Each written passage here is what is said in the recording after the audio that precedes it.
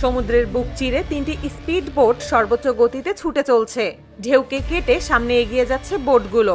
প্রতিটা বোটের উপরে বসে আছে ইরানের স্পেশাল মেরিন কমান্ডো ফোর্স। সবার চোখ একই দিকে, দূরে থাকা একটি বিশাল জাহাজের দিকে।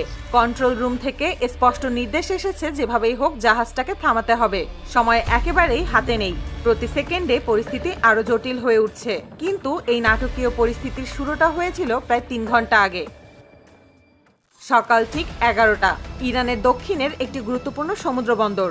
প্রতিদিনের মতোই স্বাভাবিক ব্যস্ততা চলছে। বড় বড় কার্গো জাহাজ পোর্টে ঢুকছে, মালামাল নামাচ্ছে। বন্দরের কর্মীরাও নিজেদের কাজে ব্যস্ত। সবকিছু এতটাই স্বাভাবিক ছিল যে কেউ কল্পনাও করতে পারেনি কয়েক ঘন্টার মধ্যে এই জায়গা আন্তর্জাতিক উত্তেজনার কেন্দ্র হয়ে উঠবে। হঠাৎ করেই পোর্টের রাডার কন্ট্রোল রুমে একটি অচেনা সিগন্যাল ধরা পড়ে। স্ক্রিনে দেখা যায় একটি ছোট মাছ ধরা নৌকা ধীরে ধীরে পোর্টের দিকে এগিয়ে আসছে। প্রথমে কেউ বিষয়টাকে গুরুত্ব দেয়নি, কিন্তু কিছুক্ষণ পর একজন অভিজ্ঞ রাডার অফিসারের মাথায় একটা প্রশ্ন আসে। এই নির্দিষ্ট পোর্ট এলাকার আশেপাশে মাছ ধরা সম্পূর্ণ নিষিদ্ধ, তাহলে এই ট্রলার এখানে কি করছে? নৌকাটার অবস্থান পোর্ট থেকে তখন প্রায় 8 কিলোমিটার দূরে। খুব কাছেও না, আবার খুব দূরেও না। এমন দূরত্ব থেকে হঠাৎ করে কোনো বড় সিদ্ধান্ত নেওয়াও কঠিন। তাই সবাই পরিস্থিতি নজরে রাখতে শুরু করে। ঠিক সেই সময় রাডার স্ক্রিনে আরেকটা অদ্ভুত বিষয় ধরা পড়ে।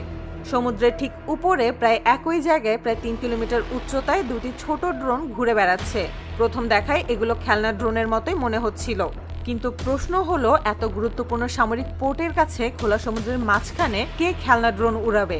এই প্রশ্নটাই পুরো পরিস্থিতির মোড় ঘুরিয়ে দেয়। রাডার অফিসার বুঝে যান বিষয়টা মোটেও সাধারণ নয়। সঙ্গে সঙ্গেই তিনি হেড কমান্ডার অফিসারকে জানান।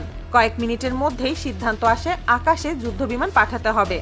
ইরানের বুশেহর এয়ারবেস থেকে সঙ্গে সঙ্গে দুটি মাল্টিরোল ফাইটার জেট উড়াল দেয়। এগুলো ছিল ইরানের বিখ্যাত F-14 টমক্যাট। একসময় এই যুদ্ধ বিমান ছিল আমেরিকার সবচেয়ে শক্তিশালী ফাইটার জেটগুলোর একটি। বহু বছর আগে ইরান এই জেটগুলো কিনেছিল এবং এখন সেগুলো আপডেট করে ব্যবহার করছে। F-14 টমক্যাট মূলত দীর্ঘ দূরত্বে গিয়ে মিশন শেষ করে নিরাপদে ফিরে আসার জন্য তৈরি। এই জেট ঘন্টায় প্রায় 2400 কিলোমিটার গতিতে উড়তে পারে। এই দুইটি F-14 যুদ্ধ বিমান পোর্ট এলাকা থেকে উড়ে মাত্র 2 মিনিটেরও কম সময়ে সন্দেহজনক জায়গায় পৌঁছে যায়। কিন্তু সেখানে গিয়ে তারা যা দেখে তাতে নিজেরাই কিছুটা অবাক হয়ে যায়।